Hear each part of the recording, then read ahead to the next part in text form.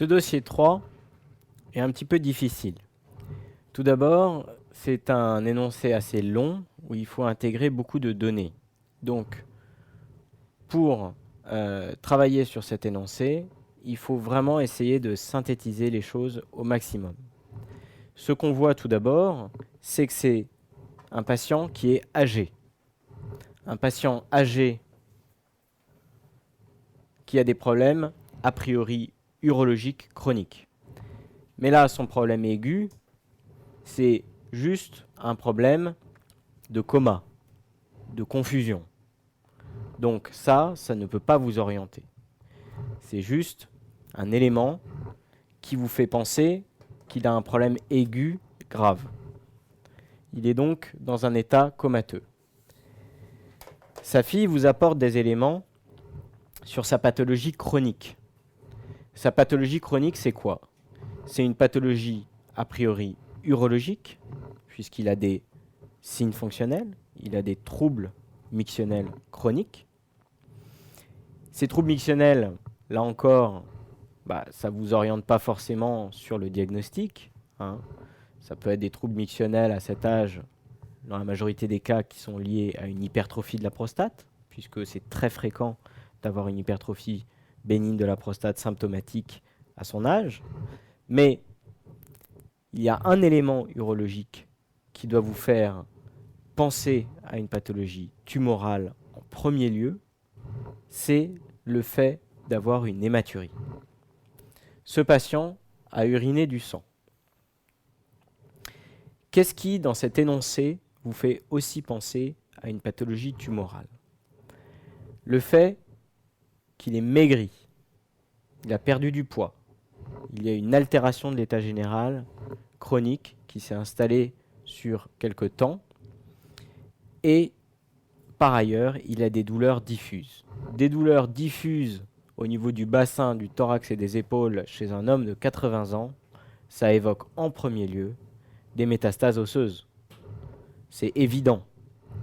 Donc cet homme de 80 ans a une pathologie urologique, probablement tumorale, probablement assez disséminée, puisqu'il a des douleurs diffuses, de localisation osseuse.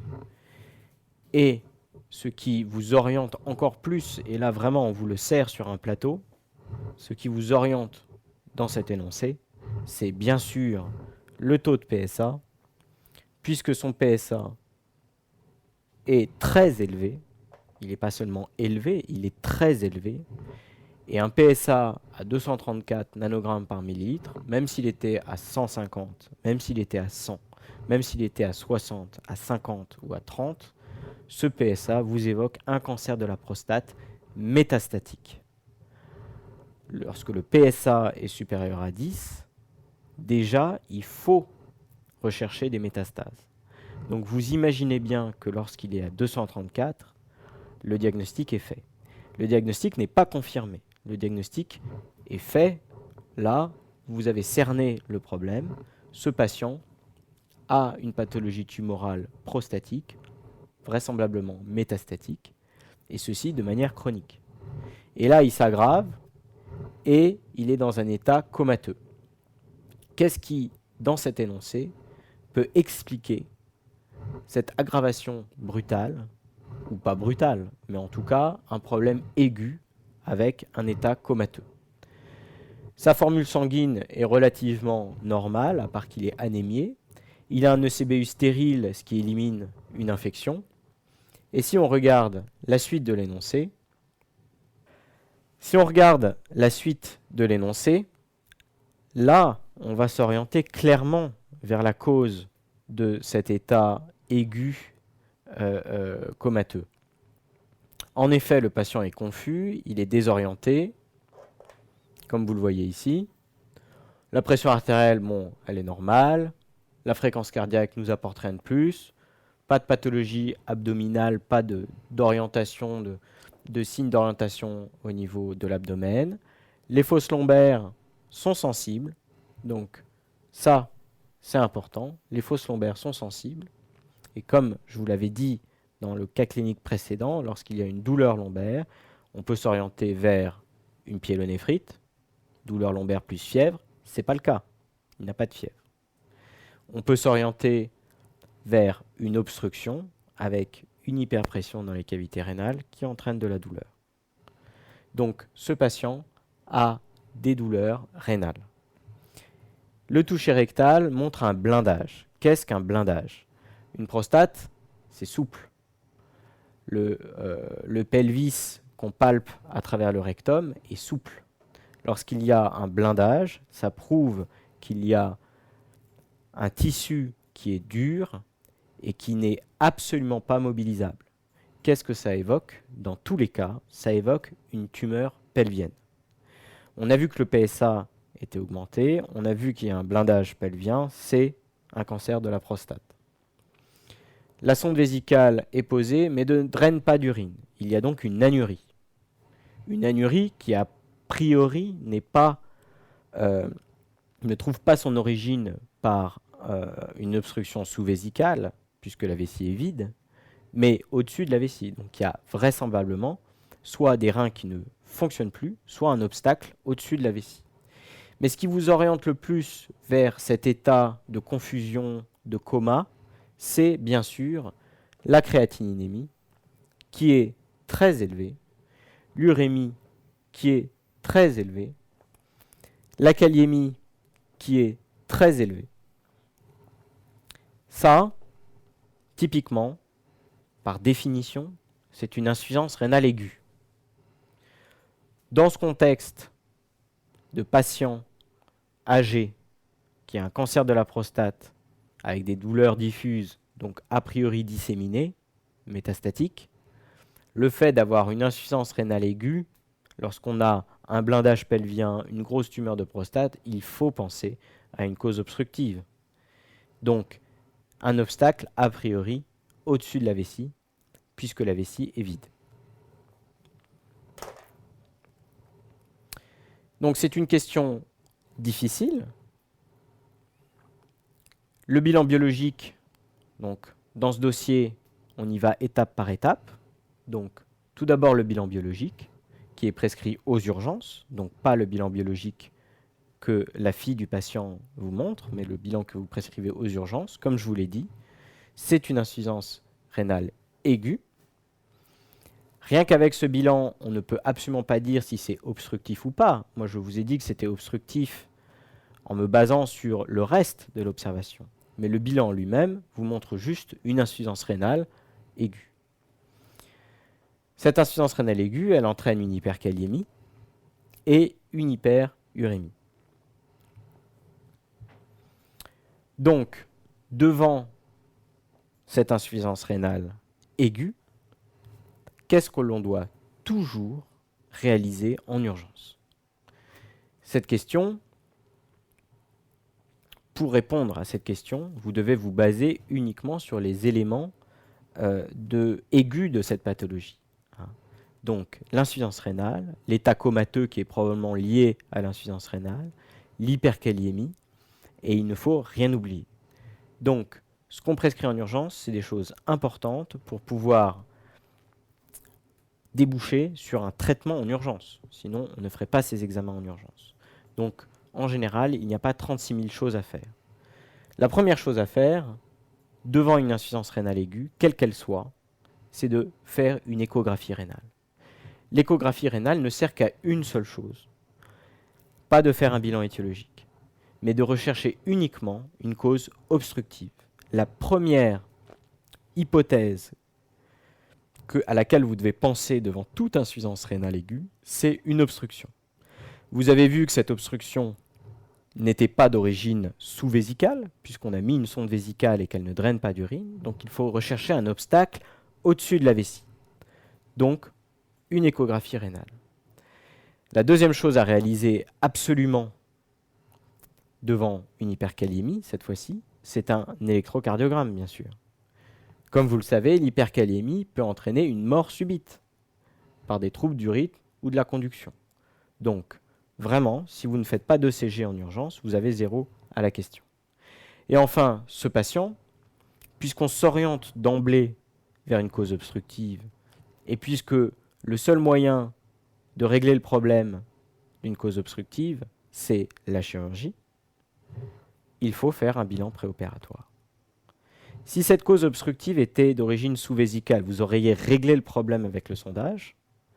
Puisque vous ne réglez pas le problème avec le sondage, c'est que c'est au-dessus. Comment est-ce qu'on draine les urines au-dessus de la vessie? C'est la chirurgie. Il n'y a pas d'autre moyen. Donc, bilan préopératoire. L'énoncé, en plus, vous oriente, et là, c'est une question de méthodologie. Il faut absolument lire les questions, toutes les questions s'enchaînent avec la logique de la maladie et de la prise en charge. Donc là, on vous dit qu'il y a une dilatation des cavités piélo-calicielles. Donc, de toute façon, il aurait fallu préciser en question 2 un examen, donner un examen morphologique qui puisse montrer une dilatation bilatérale des cavités piélo-calicielles. Donc, maintenant que vous avez la confirmation de l'origine obstructive de cette insuffisance rénale, et avec tous les éléments de cette observation qui vous ont déjà orienté sur l'étiologie principale du problème, vous allez pouvoir donner un diagnostic complet, c'est-à-dire diagnostic étiologique, diagnostic de localisation et diagnostic de gravité, puisqu'on est aux urgences. La gravité, c'est quoi ici? C'est l'insuffisance rénale obstructive. Vous devez le préciser. Elle est due à quoi, cette insuffisance rénale obstructive? Elle est due au cancer de la prostate. Mais par quel mécanisme?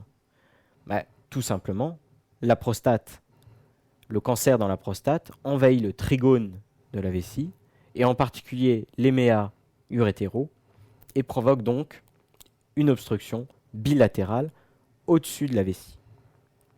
C'est une cause très classique d'insuffisance rénale aiguë obstructive chez la personne, chez l'homme âgé qui a un cancer de la prostate. Mais rien qu'en utilisant votre logique, vous devez, et si vous connaissez votre anatomie, vous devez pouvoir répondre à cette question. Enfin, un diagnostic étiologique, c'est un cancer de la prostate, évidemment localement avancé, puisqu'il envahit la vessie, le trigone de la vessie, et bien sûr métastatique, précisez-le, ce patient a des douleurs diffuses de localisation osseuse. Les métastases dans le cancer de la prostate, c'est des métastases osseuses. Évidemment, vous décidez d'opérer ce patient en urgence, c'est évident. Ce patient a une insuffisance rénale aiguë obstructive, l'obstacle est au-dessus de la vessie, il n'y a pas d'autre moyen de drainer les urines. Donc, on vous demande quels sont les gestes que vous allez pratiquer. Donc, quels sont les gestes chirurgicaux que vous allez pratiquer. Donc, comment on fait pour drainer les urines au-dessus de la vessie? Il n'y a pas 36 moyens de le faire. Déjà, il faut le faire des deux côtés. Il est obstrué des deux côtés, on vous le dit dans le cas clinique, il y a une dilatation bilatérale. Il faut drainer les urines des deux côtés. Pourquoi est-ce qu'on draine les urines? Pour traiter l'insuffisance rénale. Comment est-ce qu'on draine les urines? Deux solutions. Soit on les draine par le bas, soit on les draine par le haut. Si on décide de mettre des sondes double J bilatérales, c'est des sondes qui seront internes, qui vont du rein à la vessie et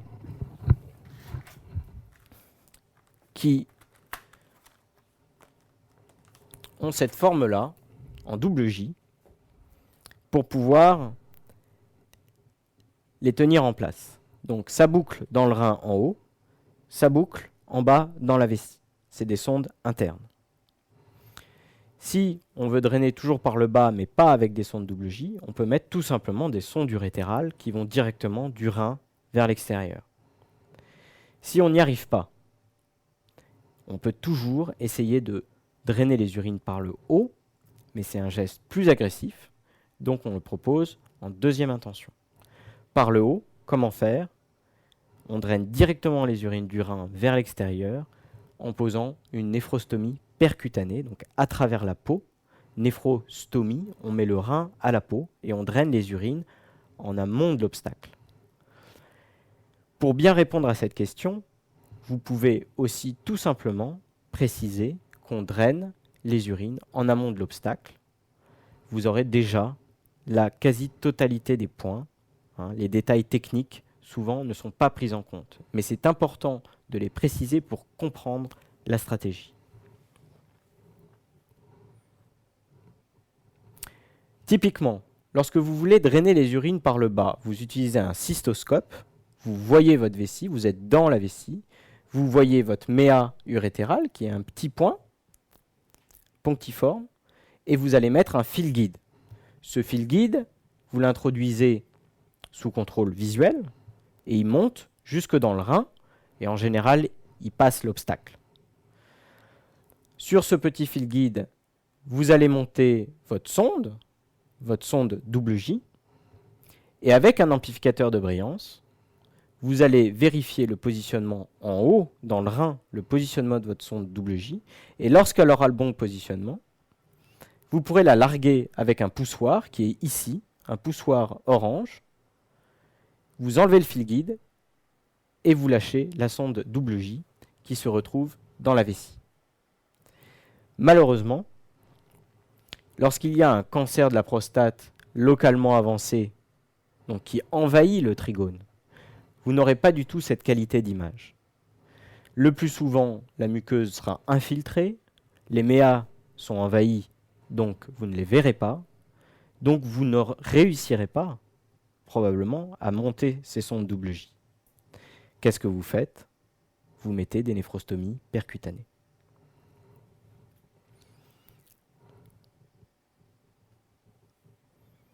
Donc vous avez drainé les urines de ce patient. On a vu que le patient n'était pas septique, le CBU était stérile, donc normalement on doit régler le problème en faisant diminuer l'urée, diminuer le potassium, diminuer la créate. Les choses normalement vont rentrer dans l'ordre. Maintenant qu'on a réglé la complication, qu'on a traité la complication, on va s'occuper, comme je vous l'ai déjà dit, on va s'occuper de l'étiologie.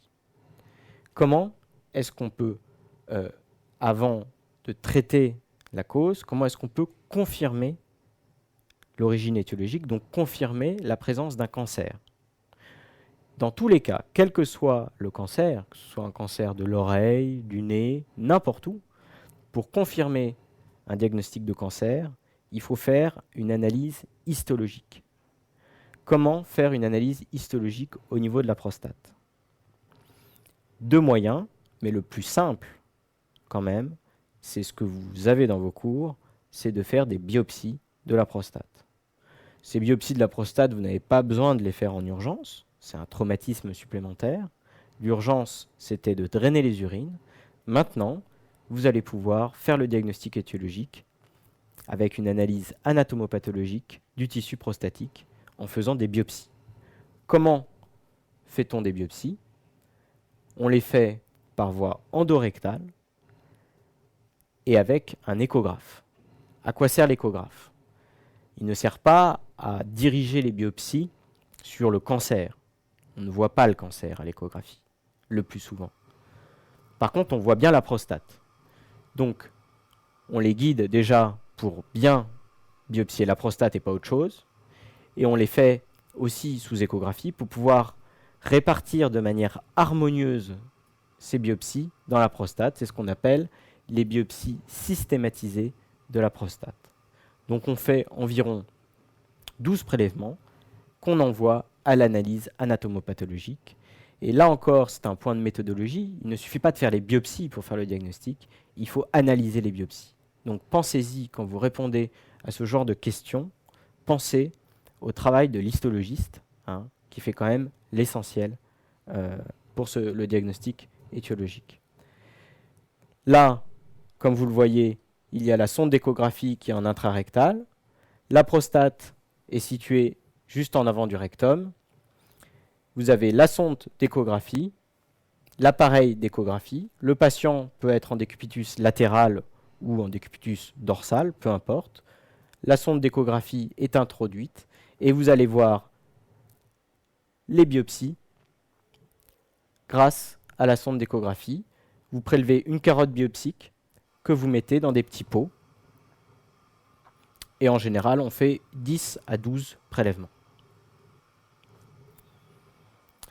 L'autre moyen de faire le diagnostic chez ce patient en particulier, ça serait tout simplement, vu que le cancer est très avancé localement, de faire ce qu'on appelle une résection de la prostate. Ça, on ne le fera pas en urgence. En urgence, on ne va pas aller gratter le tissu prostatique dans la vessie. Le patient est en insuffisance rénale. On le fera donc à distance, une fois qu'il sera drainé. Donc, on peut très bien aussi, mais ce n'est pas au programme de l'internat, et à l'internat, je vous conseille de vraiment de dire qu'on fait des biopsies de la prostate, c'est ce qu'il y a de plus simple et de moins agressif. Mais ce qu'on peut faire chez des patients à qui on a mis des néphrostomies, c'est de refaire une cystoscopie quelques jours après, aller gratter dans la prostate à la recherche des méas urétéraux. Ces méas urétéraux, c'est très difficile de les voir, ils sont tout petits, et là vous voyez il y a de la tumeur partout. On les voit comment? Parce qu'on a injecté du bleu au patient en intraveineux. Ce bleu est sécrété par les reins, et vous le voyez apparaître dans la vessie dès que vous avez reperméabilisé l'orifice. Ça paraît très simple sur cette vidéo, en fait c'est très compliqué, et c'est bien pour ça que le plus souvent les patients gardent leur néphrostomie et qu'on fait le diagnostic en faisant des biopsies de prostate.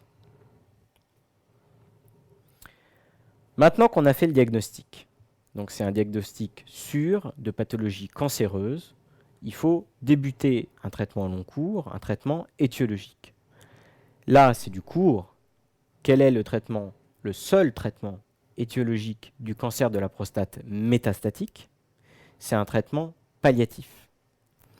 C'est un traitement palliatif, pas uniquement parce que c'est un cancer métastatique, mais aussi et surtout parce que c'est un patient de 80 ans. Ce patient, si on le traite, il ne mourra probablement pas de son cancer. On appelle ça un traitement palliatif, mais c'est un traitement très efficace, c'est la castration. La castration est le seul traitement du cancer de la prostate métastatique. Il n'y en a pas d'autre. Donc, ne vous grattez pas la tête, c'est le seul traitement possible chez ce patient. Cette castration, elle peut être effectuée de deux manières, et ça c'est de la logique. Soit on castre le patient de manière chirurgicale, c'est la pulpectomie, donc par voie scrotale, on ouvre les testicules, on enlève la pulpe, on referme les testicules. Pulpectomie, très simple, le patient est castré à vie. Une autre manière de castrer les patients, c'est la castration chimique, et donc c'est ce qu'on appelle l'hormonothérapie. Ne vous méprenez pas et ne marquez jamais hormonothérapie dans une copie d'internat. L'hormonothérapie, ça peut être 1000 choses. Une patiente qui a un cancer du sein, vous lui donnez une hormonothérapie après la mastectomie. Il y a des anti-aromatases en traitement complémentaire, c'est une hormonothérapie. Des patients qui ont des pathologies endocriniennes, vous pouvez leur donner des hormones, des traitements substitutifs. C'est une hormonothérapie. Donc si vous marquez hormonothérapie pour le traitement d'un cancer métastatique de la prostate, vous aurez 0. Parce que vous n'aurez pas compris. C'est une castration. La castration chimique, c'est très simple. On donne, pour faire un blocage androgénique complet, on donne 2 médicaments.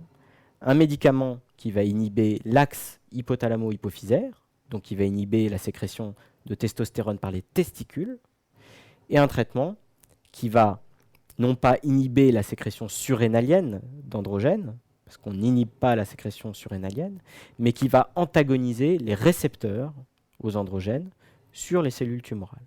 C'est ce qu'on appelle les anti-androgènes périphériques. On associe ces 2 médicaments pour faire un blocage androgénique complet. Et ça a son importance, et on va le voir dans la suite du cas clinique. Évidemment, quand vous avez comme question un traitement étiologique d'une pathologie tumorale, il ne faut pas se contenter de la castration. Ce patient a mal, il faut traiter la douleur. Donc, traitement symptomatique. Les bisphosphonates, c'est un traitement qui est absolument indiqué chez les patients qui ont des métastases osseuses symptomatiques. Et enfin, puisque c'est une question de traitement, on surveille le patient. Comment est-ce qu'on surveille un cancer de la prostate? Grâce au PSA. Donc il faut le marquer. Ce patient est hospitalisé, il va mieux. Vous lui faites un bilan morphologique. Donc on ne fait pas 36 bilans morphologiques chez un patient qui a un cancer de la prostate métastatique. Comme dans tous les cancers, le pronostic d'un cancer métastatique, le pronostic est aux métastases. Donc finalement, le bilan local de la maladie importe très peu. Ce qui est important, c'est qu'il n'ait pas mal et qu'il n'ait pas d'insuffisance rénale. Ce qui va importer chez ce patient, ce qui va être important, c'est les métastases, donc l'os, puisque c'est quasiment le seul site métastatique du cancer de la prostate. Donc, quel type de bilan morphologique on effectue? Un bilan morphologique osseux, bien sûr. Donc, qu'est-ce que cette image? C'est bien évidemment un scanner, une coupe thoracique. Donc, il faut préciser la nature de l'examen et préciser l'image. De quoi s'agit-il? Donc, coupe thoracique. On voit les poumons, on voit le cœur. Et qu'est-ce qu'on doit rechercher chez ce patient? Des lésions osseuses. Donc, d'emblée, vous devez regarder l'os. Il n'y a pas beaucoup d'os sur cette image. Il y a la vertèbre et il y a une image bizarre sur la vertèbre. Comment est-ce qu'on peut caractériser cette image? Il faut tout simplement décrire ce que vous voyez. Donc il s'agit d'une image hyper dense qui a des contours flous, des contours irréguliers. Et ça, c'est ce qu'on appelle une métastase ostéocondensante. Donc, il s'agit en effet d'un scanner thoracique, un cliché centré sur une vertèbre, avec cette image de métastase osseuse ostéocondensante. Avant même d'avoir vu ce scanner, vous savez qu'il a des métastases et vous savez que c'est ce que vous devez rechercher. Donc, surtout, décrivez la lésion. Ne vous contentez pas de donner le diagnostic. Tout le monde connaît le diagnostic avant même d'avoir vu le scanner. Ce patient est toujours hospitalisé. Vous avez commencé le traitement étiologique, donc la castration, et on vous pose une question assez difficile. Le patient s'aggrave. Vous commencez le traitement étiologique, vous avez drainé les urines, tout devrait aller pour le mieux. Malgré tout, le patient s'aggrave. Donc, à quoi devez-vous penser? Si vous ne connaissez pas votre cours, vous ne pourrez pas répondre à cette question. Les causes d'aggravation de douleur, donc douleur due aux métastases osseuses, chez un patient qui a un cancer, en général, c'est dû à une progression tumorale. Il a des douleurs qui sont liées à ces métastases osseuses. Ces douleurs augmentent, a priori, progression des métastases osseuses. Comment est-ce que ces métastases osseuses peuvent progresser alors qu'on a commencé un traitement étiologique? Tout simplement parce que il se passe typiquement dans le cancer de la prostate en début de traitement un effet qu'on appelle l'effet flare-up. L'effet flare-up correspond à une augmentation transitoire de la testostéronémie. Pourquoi est-ce que la testostérone augmente? Et pourquoi le fait qu'elle augmente entraîne une progression tumorale? Bon, la deuxième question est très simple. La testostérone se fixe sur les cellules tumorales et stimule la progression, le développement des cellules tumorales. Donc si la testostérone augmente, a priori, le cancer va progresser. Mais pourquoi la testostérone augmente? Tout simplement parce que la castration chimique repose sur les agonistes partiels et lorsqu'on les utilise seuls en début de traitement, il y a une augmentation transitoire de la testostéronémie par stimulation de l'axe. Au bout d'une dizaine, d'une quinzaine de jours, l'axe est inhibé, mais au début, l'axe est stimulé. Donc, il faut absolument associer en début de traitement un anti-androgène périphérique qui est un antagoniste des récepteurs aux androgènes, donc qui empêche la fixation de la testostérone sur les cellules tumorales. En conclusion, c'est un cas clinique difficile, mais comme vous le voyez, avec de la logique et en lisant bien l'énoncé et en essayant de comprendre la logique de l'histoire, la logique du tableau clinique, en comprenant les examens biologiques, normalement, vous devez comprendre la succession des événements qui ont conduit aux complications. De toute façon, vous devez connaître les complications locales et générales du cancer de la prostate avancé. Vous devez connaître, évidemment, l'insuffisance rénale aiguë et comment faire le bilan d'une insuffisance rénale aiguë. Et enfin, vous devez savoir traiter un cancer de la prostate métastatique. C'est un traitement très simple, c'est la castration. D'un point de vue méthodologique, et dans ce dossier en particulier, c'est très important de tout lire avant de commencer à répondre. Encore une fois, ça vous met sur la bonne route, et surtout si vous avez un doute sur une réponse, le fait de lire les réponses suivantes peuvent vous aider, vous orienter. Enfin, à chaque fois que vous avez des questions diagnostiques, n'oubliez pas de parler des diagnostics de gravité, des diagnostics étiologiques et des diagnostics de localisation. Les items abordés dans ce cas clinique étaient bien sûr le cancer de la prostate, tumeur de la prostate, l'insuffisance rénale aiguë, donc complication du cancer de la prostate localement avancée, l'élévation de la créatinémie qui est la conséquence de l'insuffisance rénale, et enfin les troubles de la miction, puisque ce patient présentait au moment du diagnostic une hématurie et des troubles mictionnels à type de dysurie et de pollacurie.